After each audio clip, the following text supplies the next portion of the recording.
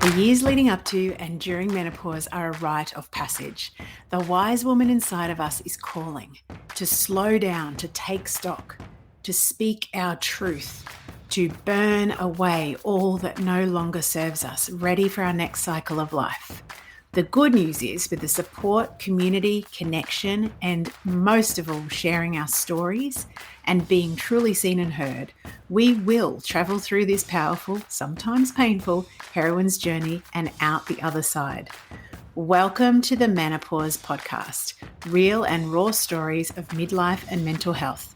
I'm your host, Kylie Patchett, menopause self-care coach and storyteller, and I am so glad you found us. Let's get on with the show.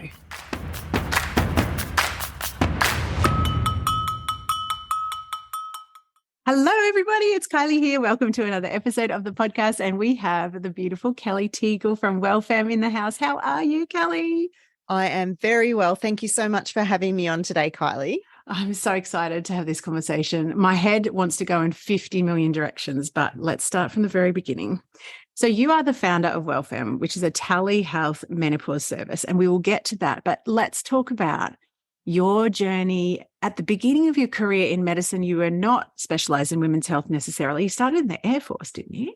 Yeah, I did actually. Well, when I was in the Air Force, I started out as a fighter jet controller, would you believe? Kind of like a real life video game, except with higher stakes if you get it wrong, I guess. Yes. And then I decided that I probably needed to get a grown-up job eventually if I ever wanted to leave the Air Force. Unfortunately, yes. So I started looking around thinking what I might like to do for a living. I actually had a background in sciences with genetics and biology and things, and really enjoyed that. Yeah, so I thought I'd really like to do something like occupational therapy or physio or, one of the allied health sciences. But, I couldn't get into any of those courses, even though I had really high grades on my science degree. The thing that I managed to get into was medicine, of all things. I know, crazy. So I did medicine. I was sponsored by the Air Force to do medicine. So I stayed in the Air Force as a medical officer, and then when I'd finished that time, I was doing my GP training. So I left and became a civilian GP. Wow. From those beginnings, how did you end up wanting to start a menopause-specific telehealth service? Like, that feels like a bit of a jump. So you started as a general GP. As a baby doctor, you've got no idea what's going on, quite frankly, and baby GPs aren't any different. You do your GP training. There's some formal parts to the course and exams to pass and things like that. But at the same time, you're doing placements in general practices all around. You're trying to learn from mentors in those general practices. So obviously, the quality of your learnings, the scope of your learnings is going to depend heavily on which experienced doctors in the practice take the time to mentor you and teach you. The formal course for general practice training does not have a lot of menopause in it. Medical school does not have a lot of menopause. There's hardly any references. So all the women's health stuff, essentially is about kind of pregnancy and, periods and, the cycles and things like that. Not so much about what happens when that starts to, change down. Yeah, exactly.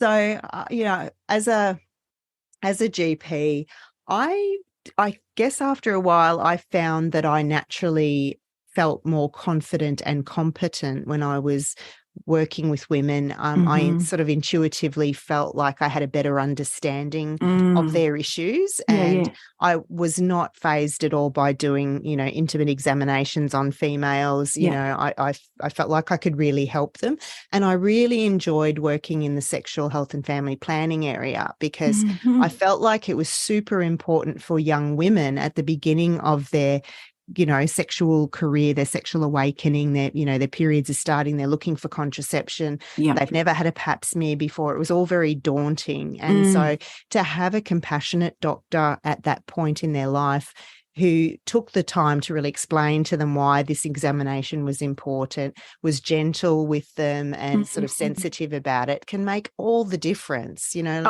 life-changing as to whether or not they're going to feel comfortable ever letting a doctor touch them ever again, or whether they're going to be feeling confident about going and talking to a doctor about their intimate issues. Yes. So, yeah, I really felt drawn to do that kind of work because I felt like it was so formative, in a woman's kind of sexual journey. So I enjoyed doing that. And then, I actually, as part of that, I started working in the menopause clinic at my local sexual health facility. And okay. I enjoyed that as well, but I did not know tons about it until I started doing that. And I started going to the Australasian Menopause Society's annual congresses. And then I went, wow, there's so much more here to know about. Yeah. And then bang, my own early menopause hit me at the age of 42 unexpectedly.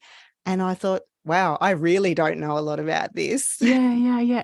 It's so interesting because I wondered whether, because I knew you had an early menopause, but I was like, in the timeline, was this before or after you started to get interested in the menopause area specifically in women's health? So how was your own experience? So obviously like 42, a little bit earlier than perhaps you would have expected. Did you even know what to expect? It was like, were you blindsided? Like, what was your experience like? Look, I don't think I thought too much about it, to be honest. My menopause clinic work, obviously I was exposed to women who were talking about their symptoms. Yes. But that you kind of think before you're really experienced in that yourself, you think in terms of, okay, hot flushes, we treat with this. It's a very medicalized approach. Yes. But my context at the time was I had a 1-year-old and my marriage was breaking down, and I was feeling like really discombobulated, as you can imagine, like lots of change going on in my life. And I started to get, hella moody. I was starting to get really irrationally teary and ragey and exhausted, and I was just all over the place, a red hot mess, and I couldn't quite work out. I mean, I knew that young mums would have lots of sort of mood issues, and I'm thinking, am I depressed? Have I got postnatal depression? But then and just to throw something else into the mix, I had a marina, so excellent. I had no periods. So you had no indicator. I'd had no kind of visual indication either about the fact that maybe my periods were really irregular or winding down. It wasn't until the hot flushes started to kick in. So I was doing surgical assisting with some obstetricians and gynecologists, and I'd be there sort of wearing, all of the scrub gear and the masks, and, holding a camera, like a laparoscopic camera, and doing all this. And just this wave of kind of heat came over me, and sort of, sweat dripping down my back into my butt crack. And I'm going, oh my God, what the heck is going on? So it kind of, when I came out of theatre that day, I went, was that a hot flush? And, because it's always going to start, really hitting you in really stressful situations or when there's other triggers. And that's when I really started to think, what's going on here? And I went, and because of my situation where I was earlier than expected and, had no visual clues about what was going on, my doctor did do a hormone test. So we do a hormone test sometimes to confirm the diagnosis if someone's much earlier than expected, because there's lots and lots of other things that can cause sweats, and some of them are quite nasty. So you want to make sure that you're not missing something important. But in my case, it showed, that I was actually in menopause. So that was a real blind side for me, a really unexpected event. And of course, that led me to think, well, I really need to get to the bottom of, what's going on here. I was very lucky, of course, because, I'd just come out of surgery with obstetricians and gynecologists. So I had lots of colleagues that I could call on for their expertise. And again, I was going to the AMS congresses.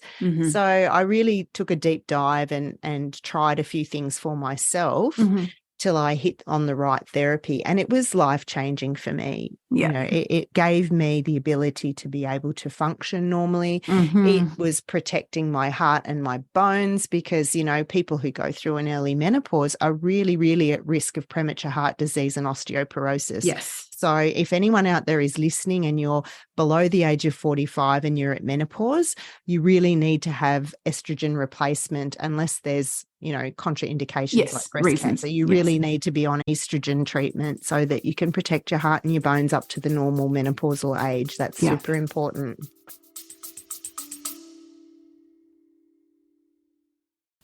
Hey gorgeous, we interrupt this gold for a delicious invitation. If your whole body has been whispering more lately, more voice, more truth, more satisfaction, more clients of the soulmate variety, more cash, more you, then this invitation is for you. Potent, my sister mind is officially open. This is my high touch, holy fuck, I'm ready sister mind for rebels in good girl clothing who are done outsourcing their power and diluting their magic to fit into someone else's business formula.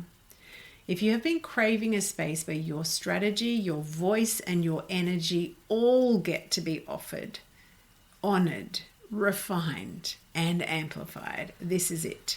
Inside of Potent, you'll get my eyes on your business every single week, copy mentoring, and that is for brand copy and content storytelling that turns your truth into client catnip, energetic recalibration that helps you unhook old learned limitation patterns, keeping you quiet, not being seen, not being heard, real-time, high-touch, one-on-one coaching that actually sees the bigness of your vision, and the kind of sisterhood that does not flinch when you show up in your full, messy, brilliant, phoenix rising from the ashes glory. This isn't surface level support. It's deep, potent, paradigm shifting work that changes who you are as a woman in business and a woman in life. We start in August. Early open access is open right now. For the month of June 2025, inside of this early access open doors period, you will receive juicy bonuses, extended payment plans, and access immediately to my entire library of storytelling gold. You'll find all the juicy details at kyliePatchett.com/potent. And we fill spaces, and there's only 10 of them, and more than likely only 5 by the time you listen to this, because by that time I will have offered them to the existing cohort, the beautiful original OG circle. We do actually take applications on a first come, first served basis. So come and apply, and let's get back to the magic of the episode. In your own experience, and I think this is it's the story that I hear a lot. It's like, how do I separate out these life stresses that are happening at the same time from potentially what might be perimenopause? Because you have a 1-year-old child, so possibly not sleeping as well as what you would like to. Mm-hmm. You've got stress of a breakdown. You're also juggling other things. You're feeling discombobulated anyway. And a lot of those stress, you know, the ways that stress turn up are also overlapping the way that perimenopause turns up. And that was my experiences as well, because I kind of, I don't know, fell off a mental health and mood cliff right when I turned 47. But I also had, you know, a teenage daughter with a very bad chronic health condition that was not well managed at the time, and a parent going through dementia and putting them into care, and a couple of other things at work. And so I literally was I was the same. I was like, what on earth is happening? As I'm just thinking about you having that hot flush in the scrub gear, because I'm used to being, you know, in my forensic days, I was also head to toe in that. And I'm just thinking that used to make me hot anyway. Imagine having a hot flush underneath it. I had this awful experience. I hadn't had too many, like I'd been running hot, but I hadn't had too many of what I would call like a hot flush, like the whole sort of kit and caboodle of a hot flush that I now occasionally experience. But I was on a plane this time last year, still in COVID time with the mask on, and I was in the middle of a 3-seater with 2 very big burly men. And so it was kind of like squished like this. And I had a full-on proper hot flush together with the whole palpitation and anxiety type of feeling. And I'm like, whoa, whoa, whoa. Like, I'm like, I was almost at the stage of like, stop the plane. I'm like, you're in midair. It is really confusing because of all the reasons you just mentioned. It's almost a universal thing that I hear from my patients, because this time of life, there is it's the convergence of so much. It's like, for a lot of women, it's the peak of their career and their responsibilities professionally, and the peak of their authority and experience as well, I might add. There's a lot of power in that. But also, they've got perhaps, young kids or teenage kids or fur kids or whatever. All the kids. Your parents are aging. They might, they might be starting to have health problems or getting really unwell or needing lots more support. And then relationships. I mean, this is a really classic time for relationship breakdowns. And probably I would say that those mental health issues may contribute largely to that, because their partner's going, what the, what the F is going on? Exactly. Like, what's happened to my partner here, So it is really, really hard to work out. And as to your question of how do you tease out how much of what's going on is because of the circumstances and how much of it's because of hormonal changes, you absolutely can't. You can't tease those things out, because, you're a whole being. We've got to consider the time of the perimenopause and menopausal transition as, it's very holistic. We've got to look at all aspects of a woman's life, her psychosocial context, her health, her lifestyle, all of these things all contribute. And of course, your formative things like your upbringing, your sense of self, your self-esteem, whether you come from a family of catastrophizers. I mean, all these things contribute to how you interpret your symptoms. So 2 identical women might be having 2 identical sets of symptoms, but one of them is just cruising along going, oh, I feel a bit hot, and taking her cardigan off. And the other one's like, oh, great. Well, that's just all I need, and that's just the straw that broke the camel's back. So, it's very much a holistic thing, and we can't tease them out. So we have to consider all of those things when we come up with a treatment plan for women. The question that I most want to ask is, what would you consider the threshold of symptoms that necessitates going to your doctor? Because I unfortunately hear so many women saying, well, actually, one of 2 things. They've gone to a doctor and they've been told they're too young to be in perimenopause. And this is so many. And I come from a rural area, very much so. And this is not to bash rural doctors at all. I just think in general practitioners need to be knowledgeable about so many different things. We can't expect them to know every single thing. And unfortunately, some of the things that people are being told are incorrect. And we know that. But if that woman is not,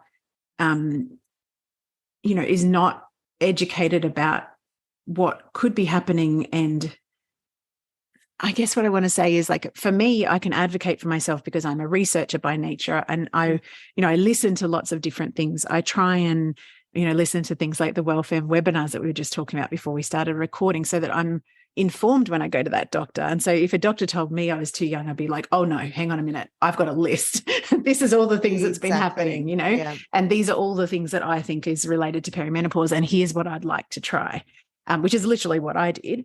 What would you say is the threshold for someone if they're listening and they're like, I think I've got some perimenopause stuff going on?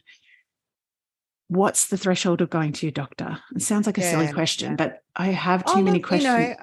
There's no such thing as a silly question, because being forewarned is forearmed. And unfortunately, there is the possibility for a lot of listeners that they're going to go along to their GP and get incorrect information, or information that's a bit tainted by their GP's own misunderstanding or experiences or whatever. We're not perfect. And as you said, there's such a breadth of stuff in general practice to try and know. I would like to think that an enlightened or, supportive GP would at least be prepared to say, I don't know much about this, let's learn together. Let's go and look for the right information. But unfortunately, some of them feel quite threatened by the idea. Like, so if they're confronted with something they don't know, sometimes, it's just human nature, isn't it, that you want to kind of be defensive, or just not go down that path at all and just say, oh, no, you don't need that, because I don't want to give you something that I don't know much about and risk harming you. So yes. Yeah. So, but, as to the threshold of symptoms, I mean, I think if you're wondering, could this be related to perimenopause, but you're not having dreadful symptoms, then certainly bring it up next time you go and see your GP. Just go, oh, by the way, while I'm here, I noticed, because everyone does that, don't they? Just as they're about to leave. Oh, by the way. Yes. Yeah. Just sort of mention it to them and see what their reaction is and what they say, for sure. And start researching, as you said. But I think the threshold for whether or not you might need to go and ask for some support or, ask for help about these particular symptoms depends on whether they're affecting your functioning. So, we talk a lot about that in medicine, is like, how is that impacting on a person's functioning? So if you're finding that actually it's really, really hard to just do your activities of daily living, to look after yourself and your family or do your job, absolutely you should be talking to somebody about those symptoms, because you might be needlessly putting up with things that could really make a huge difference. I mean, if you're sleeping better, then of course you're going to have more energy for self-cares, exercise, excuse me, all of those things that actually in the long run are going to make the most difference to your health. Yeah, absolutely. And particularly for me, sleep was one of the first impacted things. And I know for myself, and I've written about this in articles, like I imagine for me, my kind of stool of things that can be dysregulated by the other thing is sleep. And as soon as my sleep is affected, my mood / mental health and my confidence, like I have always been like that. It doesn't matter whether I was perimenopause or not. If I was not sleeping well, mental health wise, I started to kind of have that sort of doubt and tending towards a flat affect. And so perimenopause just exacerbated that. Absolutely. Let's take that and blow it up by a million fold. It's an absolutely hugely common symptom that women get is the sleep disturbances. And it might start in peri. It might start more as a premenstrual thing. Like you might start to notice that your sleep premenstrually starts to get worse, and then it might sort of gradually spread from there. I would say the top things that women complain of in terms of symptoms would be in perimenopause would be the sleep, the mood, the libido, and the weight gain. Hot flushes don't really come into it in perimenopause so much, at least not until you're getting much closer to menopause generally. There might be flushes in there, but mostly it's about those other things. I'm just laughing. As you're explaining, particularly like having these symptoms but not realizing that they're connected. I've got this one friend, she's about 10 years older than me. And when I was talking to her about perimenopause when she was over from New Zealand just recently, she goes, I only realized I'd been in perimenopause when I realized I'd just been hating on Pete, her husband, for like the last 5 years. And I was just like, oh my goodness. But I know, and that's the other thing, isn't it? Like it's bad enough that you feel like your emotions are out of control, but then you load the guilt on top of it and go, absolutely. Why am I acting like such a bitch? Like I love my husband. I don't know why I'm treating him like this. Yeah, I think husbands that are the ones that stand by, I don't know, I read this book over Christmas last year, and I kind of popped my eyeballs over the edge of it and looked at my husband and said, good news is it'll only be another 5 to 7 years before I'm kind of back to myself. And then like went back to reading, and his eyes are like, tears in the headlights sort of thing. But I think, yay to all of the partners that do walk alongside us, because this is such a tricky time, particularly, with I think for me, the mood and mental health aspect has been the most trying so far. Who knows what will happen down the track? Yeah. And you raise a good point. I'm actually in the process of planning for a big event, an online event later this year. And one component of that is going to be it'll be a session specifically designed that women can watch with their partners, and we'll be talking about mental health and relationships and also libido and sex things as well. So, hopefully it's going to be a pretty big event, and I'll be able to I'll make sure I let you know, yes, so you can let your listeners know when that's coming up later in the year. Where about when and where? Do you know dates? No, I haven't got dates yet, but it'll be in the second half of the year. All right, we will announce it, because I think the more we have these conversations, the more educated we are and our partners are, the better everyone is. Absolutely. Because, look, I think, and it can be so, I guess, charged emotionally, yes, to try and sit down as a couple and start that discussion.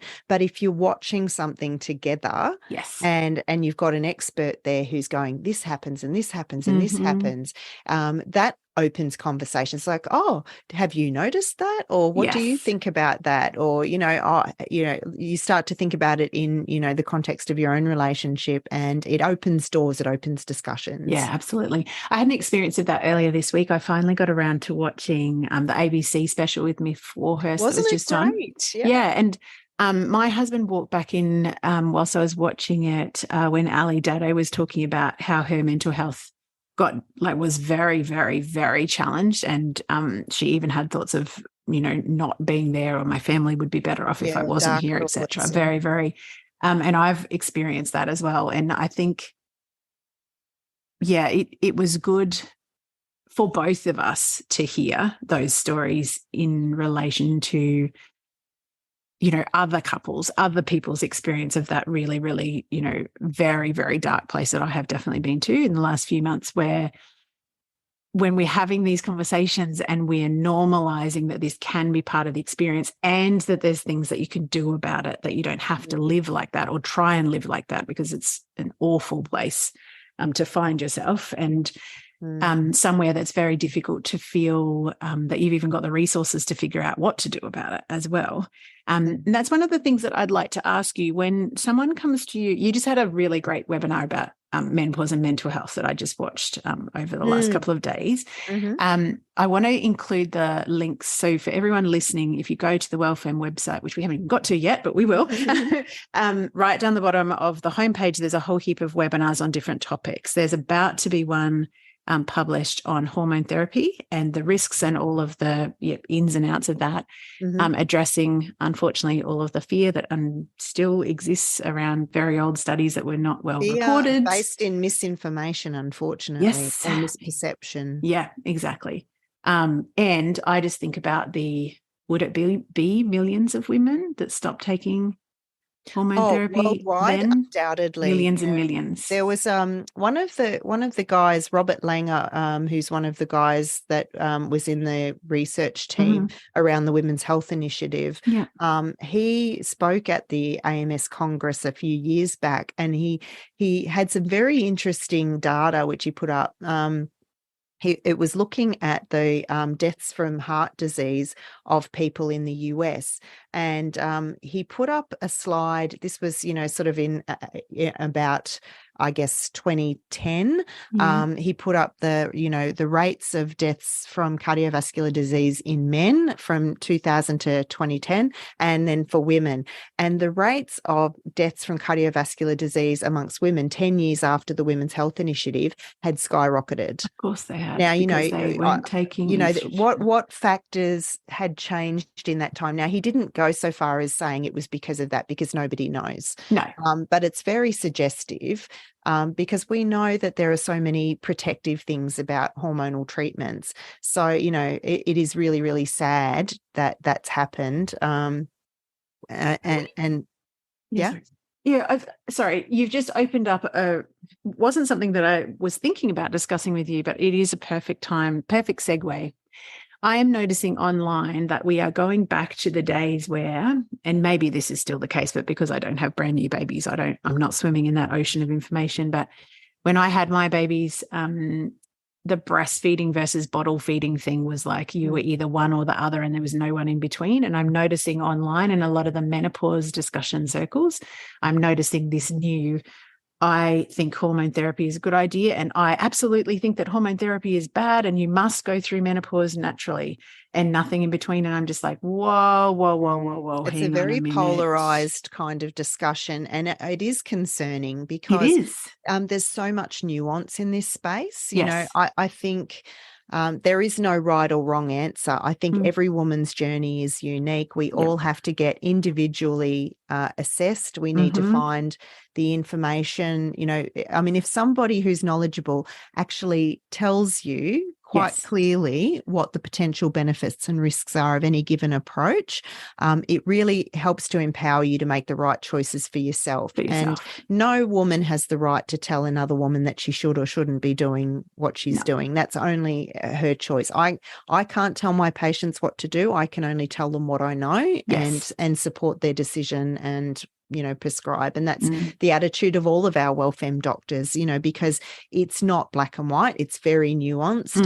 And whatever things we try, I always say to a patient, very frankly, I don't know if this is going to help you or not. Like, I mean, if she's got really raging hot flushes and she's menopausal age, I know there's like a 99% chance that having estrogen will make them better, but I can't guarantee anything. And I never ever know when I see a woman in front of me if a particular approach is going to make her feel better or if she's going to get side effects from it. Nobody can tell you that until you try it. But the good news is that with these kinds of therapies, no matter what's chosen, overwhelmingly these things are quite low risk. Yes. You know, if you try something and you get side effects, well, stop. That's fine. You know, you're not married to it. You don't have to keep taking it. It's like people make this big deal about, oh, I'm scared about going on it. And I'm going, well, why not just give it a try? And if you don't like it, just stop. You know, it's not that. Yeah. So unless there's a really, really compelling risk associated reason, which your doctor can help you work out, I just think, well, look, we can try this. If that doesn't work, we can go on and try this, you know, and there's always, so I've had breast cancer and I can't take hormonal treatments myself anymore. So I've had to explore a whole range of other things, you know, and, you know, this didn't work for me. So I went on and tried this and, you know, this didn't totally work for me. So I'm trying this with a combination of something else. But yeah, there's things that are very, very effective that are hormonal and things that are very, very effective that are non-hormonal. And there's all spectrum of things out there that are, you know, quite frankly, you know, rubbish, but and expensive rubbish at that. But, you know, people have the right to choose what they're going to choose. You know, I would say always look at the evidence base for whatever it is that you're interested in and consider the other problematic thing is that there's a range of stuff out there that you can just pick up off the shelf at the chemist or the naturopath or the wherever. And there's no prescriptions and you can, you know, pay $1 million and you can have whatever you like. But just because there's no evidence of harm doesn't mean it's not potentially going to harm you. It probably just means that nobody's done the research. Yeah, exactly. There's so much that I want to, like, this gets me so fired up. The judgment of women, of other women is like, I'm just like, hello, did anyone hear about the sisterhood? Like, we're meant to actually be raising each other up. Support one another's choices, you know, have a discussion, you know, not a confrontation. Yeah. But it's all very well too, to it's kind of similar to the breastfeeding thing. Like, if breastfeeding is easy for you and it's accessible and your baby is thriving and you are thriving, beautiful. That's not everybody's experience. And I think that when I heard someone online the other day saying, you know, people, I'm not even going to repeat it because it doesn't bear repeating. But anyway, this, you know, you're right if you're not taking hormone therapy and you're wrong if you are. And I'm just like, it's very well and good for you who I'm assuming doesn't have life threatening or life altering or life challenging symptoms, because we know that every single menopausal, you know, experience is different. Some people sail through with not much. Other people are really challenged. I feel like people that make those sweeping statements, particularly particularly when they're usually connected to something that they're trying to sell. That's the natural support for menopause. Yeah. It's like, how dare you use your platform on social media to talk about something that A, you don't have evidence about, and B, is something that may well work for people that don't have very severe symptoms. But for someone like me, for instance, who has severe mental health symptoms associated with perimenopause, and without treatment, I would literally be in danger. Yeah, absolutely. So how dare you? It can be life-changing from woman to Yeah, woman. And absolutely. I think you mentioned social media. I think there's this phenomenon where people it's a pack mentality. So people are finding a Facebook group that's saying what they want to hear, and then they become, I don't know, a lynch mob or something. They become very militant about their particular viewpoint. Point of view. Yeah. And so I do think certainly these social media groups, that they have their place. They are a place where women can go and go, oh, finally some people are talking about this. Yes, absolutely. And they can hear a range of viewpoints. I think the danger there is that if anybody says something that, that is against the vibe of the group or whatever, that they can be actually vilified. Yeah, they can. Can be turned against. Exactly. So it can turn nasty really easily. And I think the other danger there is that people will go into those groups and then they'll go, oh, well, I want what she's having. She loves it. I want what she's having. Prescribe me that. But it's not actually taking into account that individual woman's needs and medical history and all of that. So look, by all means, I think that they're a great source of support and camaraderie and all of that kind of thing, but just be aware that they can actually have a lot of pitfalls and get a bit of a mob mentality going, and that any kind of medical advice you hear in those groups is not specific to you. It's specific to the woman who's giving it. So yeah, exactly. Yeah. And it's one slice of experience for one single individual, which actually brings me perfectly to how and why did you decide to create WellFemme? And I'm going to assume it's because of all of the misinformation, but also a lot of the time, we are going to GPs that don't necessarily have a specific interest in menopause or specific extra training. It's wonderful if your GP is, going to the Menopausal Society, conferences and reading, but that is not the case for a lot of people. And you can find those GPs who do on the AMS website. They actually have a find a doctor section on their website. Yes. So if you're out there and you're hoping to find a doctor in your local area who is knowledgeable about menopause, there's no guarantees, mind you. It just means they paid the membership fee. Yeah. So there's no guarantees that they know a lot. True. But there's a higher chance that they are at least aware of the latest information. Yes. So you went through your own perimenopause symptoms, and then how did you decide to create WellFemme? Where did the I don't think I ever did. I don't think I ever did actually decide to create WellFemme, but I do remember back in the sort of 2015, 2016-ish timeframe when I was seeing women in the menopause clinic. Yeah. Some of them were traveling. So I'm based in Canberra. Some of them were traveling quite a long way to see me. And, and I didn't feel that they were particularly complex cases, but they just couldn't access any kind of sympathetic medical services in their local area. So they were coming to us. And I remember thinking, God, I barely ever need to touch a patient to do this work. It's all about the conversation. They've got their own GP who checks their blood pressure and examines them. I don't need to do that. Yes. I could have done this over the phone. And I'm thinking this poor woman's traveled all this way. And, why isn't somebody just offering telehealth? Because telehealth was being done. Yes. It just wasn't being widely done. And I think there was a lot of suspicion around that. Yeah. Are you a real doctor?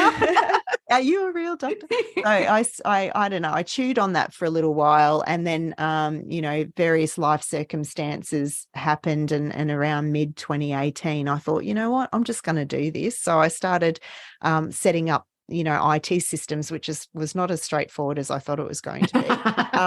But and actually sort of putting myself out there and contacting people and saying, hey, I'm gonna, if you need help, if you need services, I can do this for you online.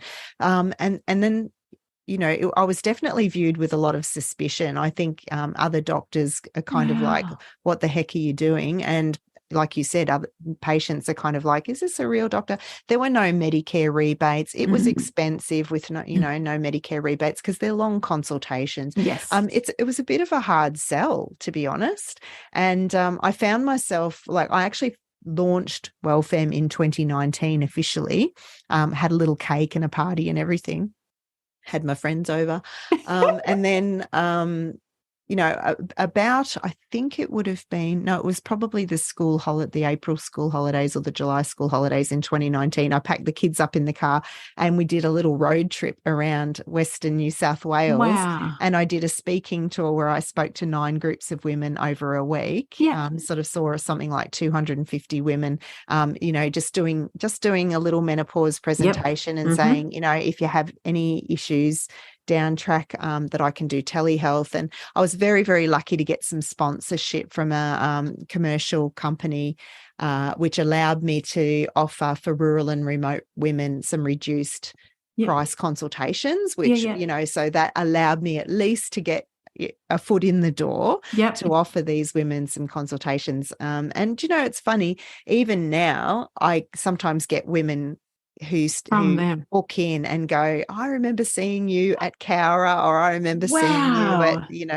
at, where lots of different places. I went, oh my gosh, the master stroke of just getting out there and talking to women, because I think that one of the things that we are brilliant at as a species of women is that word of mouth thing. It's like when any of the people that were in those rooms then, hear of a friend or experience something themselves, they'll be like, oh, I know that there was a lady that came, and that's right. That's exactly right. And I relied heavily on the rural nurses, the women's nurses who would travel out to various different regional areas. And they spread the word and help give me some advice on setting up the events and things. And some of them were really, really supportive at helping drum up, some audience for those events. So, I did that. And obviously COVID, changed everything with respect to telehealth. Yes. Because it became really well validated as a way of actually delivering good medical care, and people got used to doing the video thing and realizing it's normal life now, right? The video thing. So that really helped a lot. And as a result of that, we got some specific telehealth item numbers that related to reproductive and sexual health, which allowed us to continue to do this work. I guess the unknown factor here is, because at any time the government giveth, the government taketh away again. We don't know for sure that those telehealth item numbers for reproductive and sexual health will be ongoing forever, but very, very hopeful, because it's so important. We've got people in rural and remote areas who don't feel comfortable going to visit their local doctors with their sexual health issues, or can't because of locality. And we're talking about things, like STIs and, contraception and unwanted pregnancies and, like all of these things, not just menopause. So it all comes under that sort of reproductive and sexual health umbrella. For those services to continue to be able to be delivered, as an outreach via telehealth, we really need that stuff to continue. Let's talk about the process with WellFemme, because you've grown to, how many doctors do you have now? Is it? Well, including myself and one that's on maternity leave, 15. 15. Wow. Amazing. Do you just look at that and go, that little cake and the little launch party, and here we are? I know. It's turned into a bit of a gorilla now. Oh, it's so good though, because I just admire people that see a gap and want to do something about it, because you could easily have seen the gap and gone, wow, what can I do?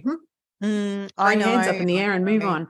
And do you know, I really struggled with that. This is a thing that that women do, I think. And this is the wonderful thing about being midlife and not giving a fuck. Yeah. Is Amen. because I did struggle a lot with that, you know, like for a humble GP to then put themselves out there as an expert doing Yes. something that nobody else does. Yeah. You know, Pioneering. that takes some cojones, you know, Yeah. you've got to actually have, you've got to back yourself. And I was seeing a therapist at the time because I'd had a nasty breakup, and you know, and I was considering, you know, look, I really want to do this. I really want to do this, but I worry about how it's going to be received in these quarters or those quarters, or what if people don't want to do it? You know, what if people attack me? You know, yeah. It's really not a small thing to do. And so, you know, I did a lot of reaching out to people in those quarters going, I was thinking about doing this. What do you think? What do you think? Yeah. So it was actually really wonderful that almost without exception, they were very supportive. I think they thought I was a bit crazy. They probably were thinking, let it just give it a crack. Right. If I'd have been right in front of them, they probably would have been patting my head and going, oh, yeah, sure, you do that. Yeah. But they were actually quite supportive, and they go, oh, no, I think that sounds like a great idea, you know. And you know, so all of my overblown fears and concerns was, in actual fact, people were going, oh, yeah, sure, if you want to do it, that sounds like a good idea. Go for it. And just think about if you imagined that you could be in a room with every single woman that WellFemme has then gone on to help, and look at all of those women. I think that's the important thing when you are being that pioneering, you know, when you do have to pull from the center of yourself to find that courage to start something that you don't know whether it will work or not work or how it will be received, but to keep on thinking about all of the lives that you can profoundly impact by having access to menopause trained doctors who know how to present all of your options and weigh up the risks, etc., for you, so that you can make an informed decision, and you're not, you know, got blinkers on at a rural GP that may or may not even be open to prescribing hormone therapy, because that also is an experience that I've had before. Yeah, exactly. But I think it does require all of us to support the sisterhood in doing that, because it's really, you can feel so disempowered if you don't have a lot of knowledge yourself and you go to your GP and they go, oh, don't worry about it, you're too young, or no, that's not an option for you because you've had high blood pressure or whatever. And you go, oh, okay, well, that's the end of it then. And you just go away and you feel miserable, and, you know, and nothing gets better. So I think unless we actually spread that information, if we go, you know what, doctors don't know everything, and it's okay for you to actually ask questions and say, why am I too young? Why is that not okay for me? And it's actually okay for you to go and look elsewhere for information if you're not getting the answers you need. You know, I think there's this, particularly in the country, there's this often misplaced sense of loyalty, like, you know, I'm being disloyal if I go against what my doctors told me. I literally just had that conversation with a friend my of mine. 80-year-old GP who gave birth to me, you know, like whatever. He tells me this, he's God. I have to, you know, abide by God's word or whatever, but that's not true, actually. No, I literally just had that conversation with a close friend of mine. I wasn't born in the country, and, you know, having been a medical scientist for quite some time, I do not believe that doctors are infallible and God people. They're just human beings like the rest of us. But this friend of mine has gone to the same family doctor. He would be very close to 80. And he told her that she should just suck it up and get on with it, because it's not that bad. People didn't need hormone therapy back in the day, so you don't either. And she's struggling so badly. And how about all those poor rural women that were drowning themselves in dams and stuff because they didn't need it, did they? Or drowning themselves in alcohol. That's the other thing that happens in rural areas is, you know, okay, well, if no one's going to give me access to help, I'm going to find another way of trying to cope. Yeah. So I will drink all day, every day. Yeah, that's not saying everyone. Tragic. So I think it's super important for all of us to, you know, just just listen to what our friends are saying, or ask the question, have you been experiencing this? I'm noticing this. I'm noticing this. Are you getting anything like that? It's kind of like the "are you okay" thing, isn't it? If we don't actually, because some women will not necessarily feel comfortable bringing it up, but if somebody asks, maybe they'll talk about it. I refuse to shut up to the point where my kids are like, do you have to be talking about perimenopause at the table when the boys are over? Like, both of them have got, partners. And I'm like, yeah, I do. Because one day your generation of women will be going through it. And if we have more informed young women and young men, it won't be so bloody hard when you get to this age. But because we'll be talking about it more, it will be part of life. I think my son is going to be evangelical about it. Because he was the doorman at 10 years of age. He was the doorman at all of those little talks I did in New South Wales. So he was the one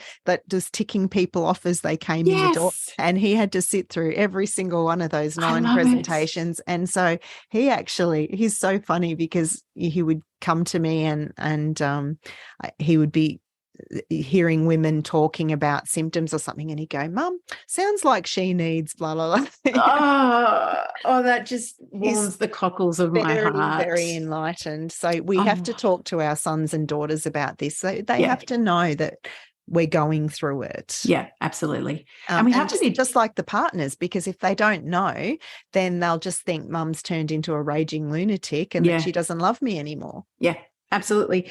Absolutely. I've had so many conversations with my daughters and my husband of just like, I really am struggling. This is how I'm feeling, or this is what's going on for me when I snap at you, or when I want to be by myself. It's just because I'm not coping very well and there's too much sensory demand on me. And by the end of the day, I just need to be by myself. It's not because I don't want to hang out with you. It's just because this is what my need for my own self-care and emotional bandwidth and mental fitness needs. Like I have a very high need for solo time at the moment, and quiet solo time. And that's just the way it is. And hopefully that will change over time, but maybe it won't. But I guess if we just keep on having the conversations, at least people understand how we're feeling, so that they're not making your behavior mean something about them.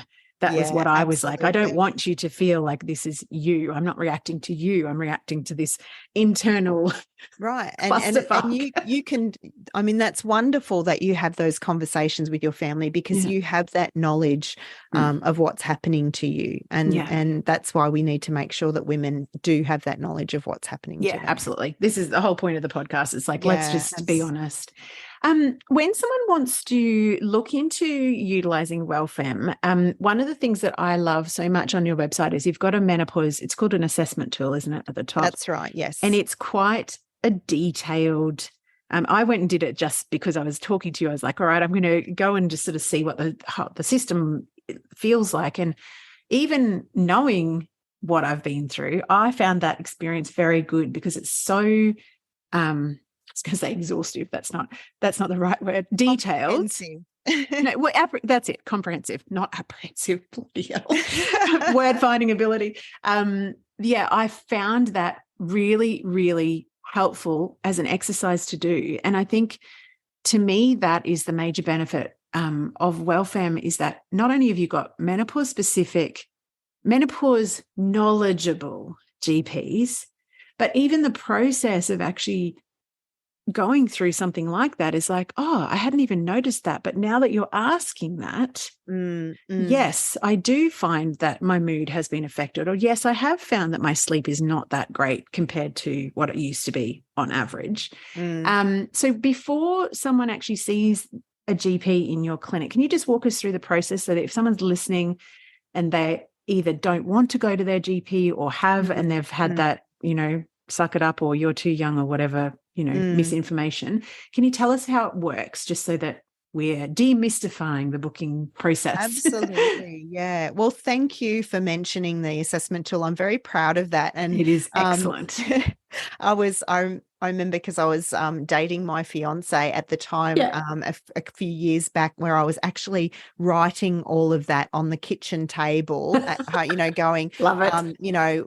women need to know this stuff. And there was some really rubbish kind of menopause quizzes and stuff online. And I just wanted to do something decent that actually had links to some decent information. Yes, perfect. So as you say, it helps women to self-identify what's happening and quantify that somehow. Yes. So yeah, I think that's a worthwhile thing to do to start as a start point, definitely. Look, and it is super, super easy to get onto us because you can just book online with anyone. But I do realize that, it's not cheap for a lot of people, like especially with the cost of living at the moment. So it's if there's anyone out there who thinks, oh, I'm not sure that I can afford that fee, we do have 10-minute free chats where you can actually meet the doctor first. So you can actually click on the book now button on the website, and you can book a free trial chat with one of the doctors. And then, you can kind of then make sure you're going to feel comfortable with the telehealth format and talk to them about what they would do in a long consultation and how they might be able to help you. Now, I must stress they can't give you any medical advice in that chat because medico-legally it needs to be a formal doctor-patient relationship before they can do that. But the reason why the appointments aren't cheap is because they take more than 40 minutes to actually go through in a very detailed process. So what happens is the patient books online. We do take payment up front because, as you'd understand, we can't have doctors sitting around for people who don't turn up. People cancel all the time. Exactly. But then the Friday prior to their appointment, they get automatically sent out a link to do a patient intake form. And it's very detailed. So, there's, sort of socio-demographic stuff there. There's, medical history, gynae history, lifestyle history. That's their chance to sort of put it all down for us, and also a menopause symptom score. And this is a really important thing. Now, the menopause symptom score part, it's not a perfect tool by any means. There are things missing out of it that I would want to be in there, like, cognitive function, memory, that sort of stuff is not included in it.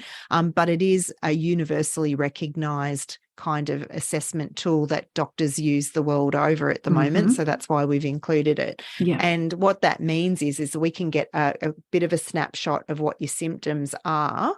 And then once we've made a treatment plan with you, we can check in with you maybe in 3 months and see how it's going and redo the symptom score and see what's changing. So we know what's working and what isn't. And another important thing about our consultations is the detailed reports that you get afterwards. And this was really important to me as a GP, because I'm thinking, when I was going through that self-questioning, should I do this, should I not? What would, how a GP is going to take this, because they're going to feel threatened, that we're taking their patients or something.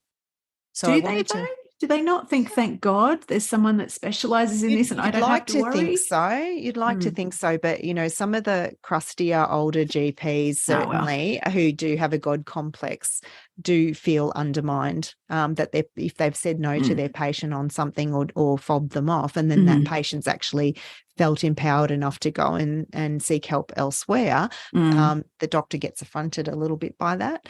So unfortunately, it still does happen. But the vast majority of GPs, when they see the level of detail in that report that we've gone into, that we have specifically addressed to them. Now, mind you, we don't send it to the GP. We give it to the patient and let the patient make sure that they feel comfortable taking it to their GP. Exactly. But it does come with a cover letter complete with links to webinars that we've done to help educate GPs as well. So, what we hope in doing that is that we've explained the reasons why we think this stuff is important. We've identified some areas that maybe the screening or whatever isn't up to date, or some other things that might be useful, like a bone density scan or whatever else is needed.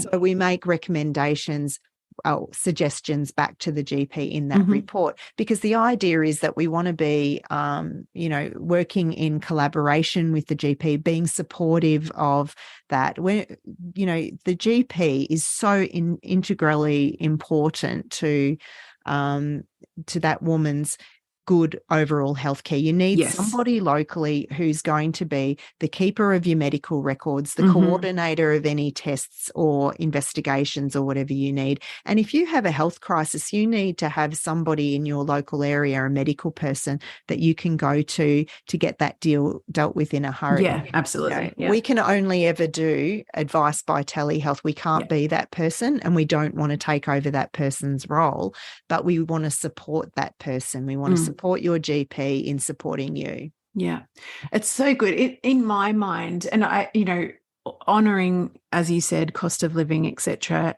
When I think about this service, it is the same kind of level of investment that I would make, or I have made, in going to see a specialist. It's like I'm going to see a subspecialist. I don't even know whether that's a thing, but like a GP who's a subspecialist in menopause, because these symptoms are affecting me and I'd like them dealt with, and I'd like them dealt with in the most timely, well evidence-backed way.